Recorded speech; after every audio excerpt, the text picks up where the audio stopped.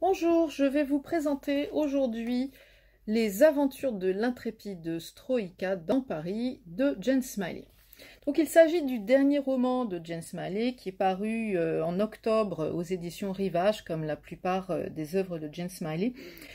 Pourquoi est-ce que je vous le présente aujourd'hui? Parce que j'ai préféré attendre pour vous suggérer une idée de cadeau pour les fêtes.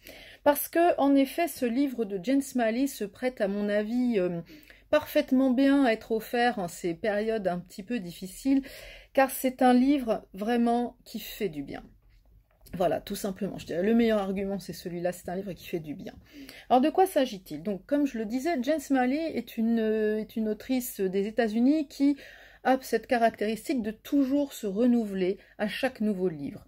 Elle change de genre littéraire et cette fois-ci, elle a tenté d'explorer le conte animalier. Alors un conte animalier, vous allez me dire, mais c'est pour les enfants, c'est Disney. Non, pas du tout, pas du tout.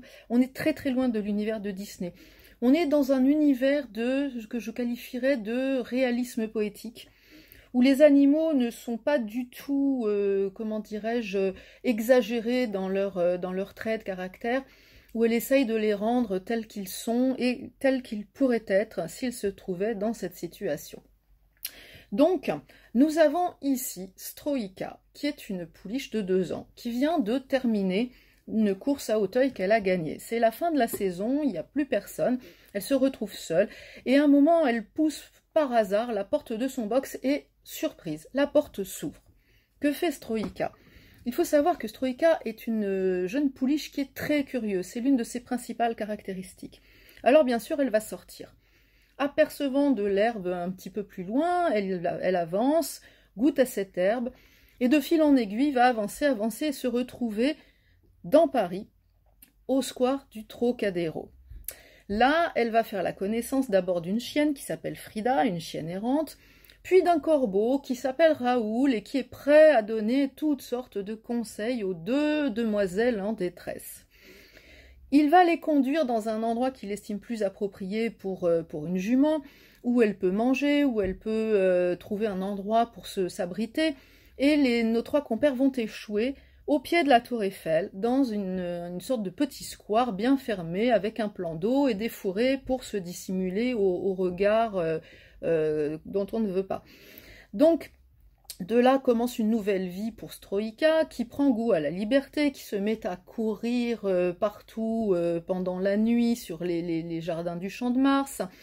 Et petit à petit, des liens nouveaux vont se nouer avec d'autres animaux, ainsi qu'avec des humains, et notamment avec un petit garçon qui va être à l'origine de toute une histoire dont je me garderai bien de vous parler, parce que justement, je ne veux pas déflorer le suspense. Donc l'intérêt de ce livre, voilà, c'est que c'est beau, c'est doux, c'est poétique, c'est très drôle aussi.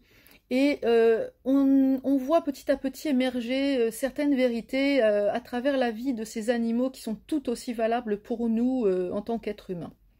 Donc je vais vous en lire un petit extrait pour vous donner, je l'espère, envie de le lire. Stroïka voyait très bien le rat de son œil gauche, aussi n'eut-elle pas besoin de se redresser. « Bienvenue, releva-t-elle. « Oui, vous êtes sur notre territoire. Mon père s'appelle Conrad et moi Kurt. Notre château se trouve entre ces murs. Mais comme vous pouvez le constater, nous possédons plusieurs cours, celle-ci en est la plus grande. »« Est-ce que tous les animaux... » Elle pensa minuscule, mais se reprit. « Tous les animaux de petite taille passent leur temps à parler de leur territoire et de leur importance ?» Les moustaches de Kurt frétillèrent. « Premièrement, la taille est dans l'œil de celui qui regarde. Deuxièmement, les seuls rats que je connais sont moi-même et mon père. Tous ceux qui vivaient dans les parages, même les rats bruns, ont été tués ou chassés par les chats. Il n'y a plus beaucoup d'oiseaux dans le voisinage non plus pour la même raison. »« Et ta mère ?» demanda Stroïka. « Je ne sais pas, nous n'en parlons jamais. » Stroïka, qui avait elle-même été séparée de sa mère Mapleton beaucoup trop tôt, soupira en signe d'empathie. Kurt reprit. « Mon père dit que vous êtes un cheval. En réalité, nous croyons tous les 2 que les chevaux étaient des créatures mythologiques. Voilà pourquoi nous sommes un peu surpris de vous voir. Mais les choses sont ce qu'elles sont. Les rats sont des réalistes qui ont les pattes sur terre. La vie est courte et les tunnels sont longs.